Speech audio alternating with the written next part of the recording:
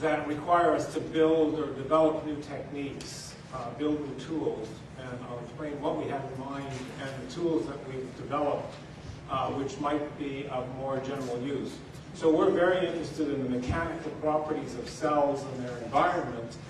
And the first thing we wanted to do, or one thing we wanted to do, was develop a way of actually measuring the mechanical properties, elastic modulus of the cell. And we think very much about putting compression on it, and whether you actually shear it, make it stretch, or whether you change the volume. So we've developed a simple way using a capillary tube to measure both effects. Basically, all you have to do is put a pressure on the cell and squeeze it through the capillary tube like this. This is just a microgel, just to show that what we can do. And then you can measure the change in shape as a function of pressure, and measure both the shear modulus and the compressional modulus. You get the full elastic behavior of the cell. Here's a case where we're actually doing it on some cells. These are glomeruli from a kidney.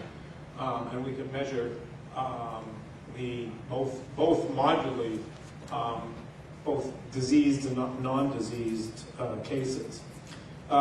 In addition, we're developing microfluidic techniques to measure the elastic properties of cells as they try and squeeze through narrow constrictions. These are done with gemlamidine to look at the effect of laminin.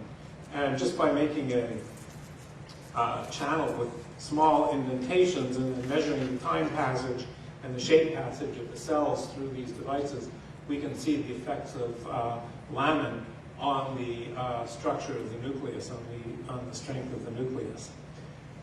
We're also interested in the effect of the extracellular matrix. So here we have a collagen-1 gel where we can actually image all the individual filaments of the gel and put a cell inside it and watch how the cell distorts and pulls on the gel. Since we've calibrated the gel, we actually know the forces that are exerted, and so we can actually do the equivalent of traction force microscopy, but do it in 3 dimensions. So this is a single cell pulling on the extracellular matrix, which is this collagen. We're also interested in trying to do the same thing now on a surface, but not looking at individual cells, but looking at collections of cells and how they behave in a collective fashion. And this is, you can start seeing some swarming. This is somewhat reminiscent of the movies that Howard showed. In fact, we also do some confocal microscopy to measure similar things, but this is in 3 dimensions rather than on surface. So this is bacillus swimming near the surface. We actually can quite easily image, again in real time, the swarming behavior of bacteria. Finally then, these are measurements of the, direct measurements of the forces on the cell and the consequences of the forces on the cell. If we want also to get more information, such as genotypic information or things like excretion of antibodies or something like that, we've developed a technology of, again, similar to what Bob does with microfluidics, except rather than controlling them with these 2-dimensional arrays, we control it by flow. So we make very small drops. You can see these are actually yeast cells going in small drops. So we fill 1 cell per drop. The volume of the drop is between 1 and 10 picoliters, so it's a very small volume. And you can analyze them in something like 10 to the 4 to 10 to the 5 per second, so very high rates. And we've developed techniques where, for example, we can inject reagents in. If we want to do it, we can do it in a controlled fashion. We can do things like lyse the cells, or we have assays where we can detect antibodies that are excreted if we put hybridomas in. We want to do selection of cells, so we can, rather than actually selecting hybridomas for a particular antibody, we can directly select the B cell, because a single cell is sufficient to identify the antibody. And then we've developed sorters, which are like fax machines. You can see they're just sorting the dark and the light drops, except that they work with these small drops on these microfluidic chips.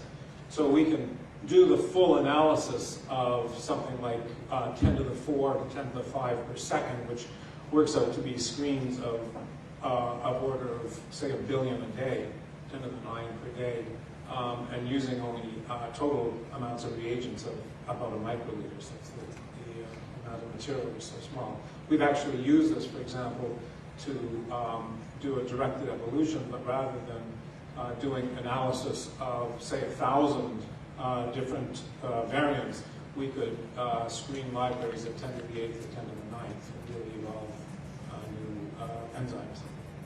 So these are all tools and techniques that we're developing for a variety of things that hopefully might have some value for other things. Thanks. So you really went for most on a single slide. But I only took 5 minutes. Yeah, no, it was great. It was fantastic. Other questions before? Go. So in the one in the lower right where you have the channel where they deform and to go through, what kind of, is this predicated by the amount of flow or pressure that you're directing in the system and how that does that? Yeah. Have We you have had a controlled pressure to do this.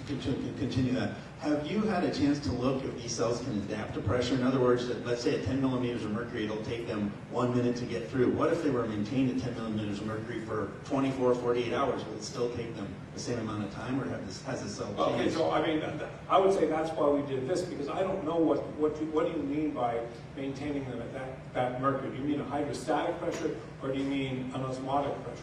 I guess I would say a hydrostatic pressure. Yeah, and then I would guess that if everything under hydrostatic pressure, I would guess that it wouldn't matter. I don't think that anything we've seen today are truly hydrostatic pressure. That's a different thing. But let me just say one thing, that what you notice that there are many indentations. So it almost always gets stuck here. And once it's stuck and it releases, then it goes right through. It doesn't get stuck again. So it does adapt when it squeezes through. And that was the whole point of putting in these kinds of structures. And have you looked at cells in the system before and after they've gone through EMT, mesenchymal transition? Not yet, no. That's sort of one of the things. It'd sort of be interesting to do that. You know, one of the questions that we've never quite known is whether a cancer cell that's undergone all this change in cell structure is actually tougher or weaker mechanically than a normal cell. Do you have a sense of that at all? Not yet. I mean, we can see differences in cells, and you can see differences in cells even when they are grown on different substrates in different environments. So we have a series of measurements where we're trying to ask that kind of question. Volume of the cell, what's the stiffness of the cell under different conditions. So do either of the Dons, Coffey or Ingber, have a guess as to whether a cancer cell is intrinsically mechanically tougher than a normal one? Tough is a particular measurement, but I mean, I know they're more flexible, but less stiff. That's been shown by Brazilian groups. In terms of energy absorption ability, which is toughness, that I don't know. Actually, I don't know. It's an interesting question. I don't know the answer.